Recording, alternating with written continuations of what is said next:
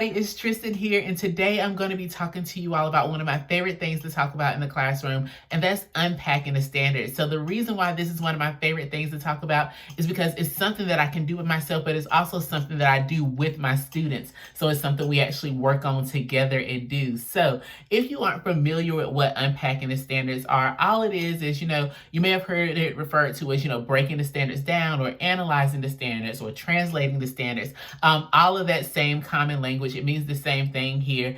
And we're really just breaking down the standards, our state standards, into, these small manageable chunks and also to a student-friendly language. So like I said earlier, I do this with my students, but I also do this by myself. And if you ask me, I think there are three really clear things that come across, or three benefits that we get from unpacking our standards. That first thing is that you as the teacher know exactly what you're supposed to be doing. So when I'm planning, it's very clear that when I understand what the standard is working or what the standard is talking about, it's so easy for me to develop a lesson plan to kind of align to that standard. That second reason is because it's a way for our students to see up front, how the objectives connect to the lesson. So I can tell them, today we're going to be working on main idea and theme. And then when we unpack the standard, they can see exactly the connection between, this concept of main idea and theme and the skill associated with being able how to find main idea and theme. And then that third thing just really goes back to my first point here, is making sure that we as teachers are providing standard-based instruction and that the activities that we're doing inside of our classroom are aligned to the standards and not just something that we want to do or something that we think we should be doing. So I want to go ahead and jump into unpacking those standards, y'all. But before I do that, I just want to give this quick disclaimer.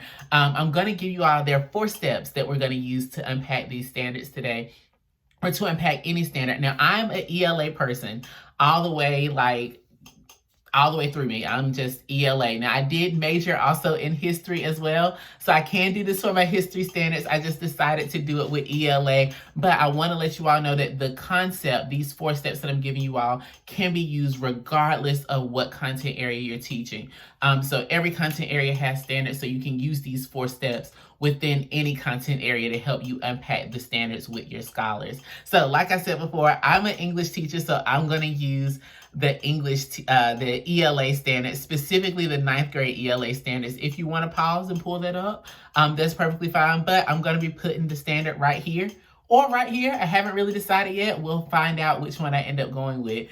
So anyway, these are the 4 standards. So let's go ahead and jump into it, y'all. This first thing that you want to do when you're presented with your standards is circle any verbs. Now listen, normally when I'm doing this, me and my students, I have happened to teach my students back to back this year and last year. So they know that when I say, circle any skills, they automatically know to look for verbs. So when you're introducing this to your students for the first time, you want to tell them that what we're going to do is go through this phrase or this objective or this standard, and we're going to circle any verbs, any action words, any actions that we might need. You want to get your students to circle those.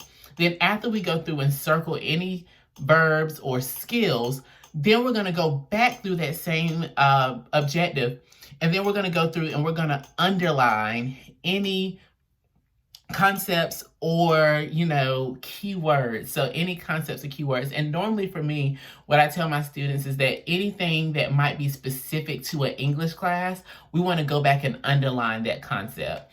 And then next thing that we're going to do, this is step 3, we're going to define those concepts. So we're going to define those concepts, and we're also going to define those skills as well. And then last but not least, we're going to put all of this together inside of our own words. So that's it. Those are the 4 simple steps here. So this next part of the video is just going to be me showing you all exactly how we do that. So I'm going to be using, like I said, I'm an English teacher, so I'm going to be using our English standards. So I'm coming from the reading literature strand, and I'll be doing RL, or reading literature 10.1 or 9.1, which, focuses on citing textual evidence. So for my people who are not ELA focused or not, ELA isn't your thing, stay with it. This is just an example to show you all how we do it. So like I said, just watch me up here and I'll show you all exactly what I'm talking about. So RL 9.1 says that we want to be able to cite strong and thorough textual evidence to support the analysis of what a text says explicitly, as well as inferences drawn from the text. So that's it. That's my standard right there. This would be exactly what I give to my students as we go through and we start unpacking that standard. So they'll have this either on their paper written down, or I already gave them a sheet with it printed out, and I'm on the board working through this same thing with them. So the first thing we're going to do,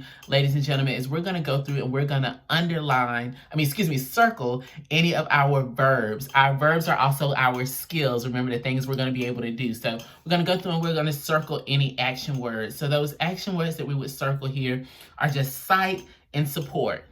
That's it. If I ask my students, what are we going to be doing today? We're going to be citing and we're going to be supporting.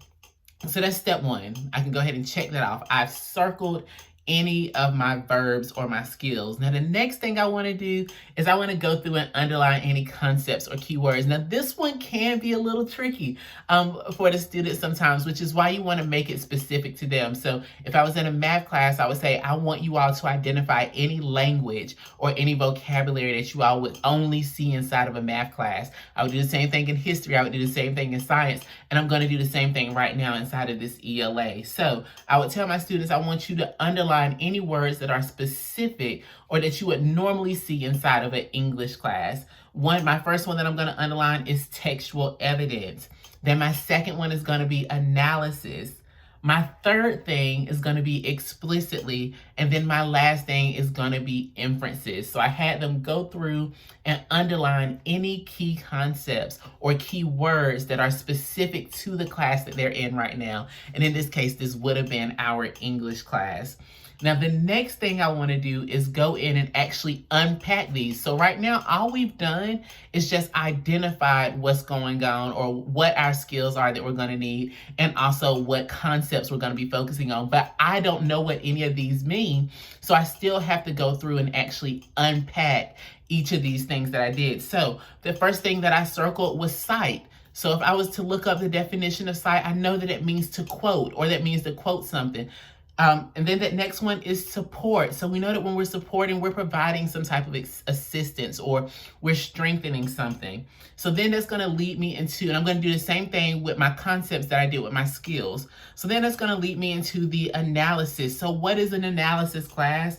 Somebody's going to say something along the lines of, something that, what we think something might mean. All right, I can take that, and I'm writing this down. You'll see it up here in a second. I'm writing this down just so you all, or just so my students can see this with me. Then I'm going to ask them, what's the inference? Because that's the next thing that we underline. And they'll give me, an inference is, an English hypothesis, or they'll say something along the lines, hopefully, that says conclusions that we draw from the text based on what we read directly in the text and also what's implied from it. And then we'll also spend some time talking about explicitly as well. And someone will tell me, when something is explicit, that just means it's directly stated inside of the text. So I want to go through and I want to unpack those key concepts and those skills with my students before I move forward.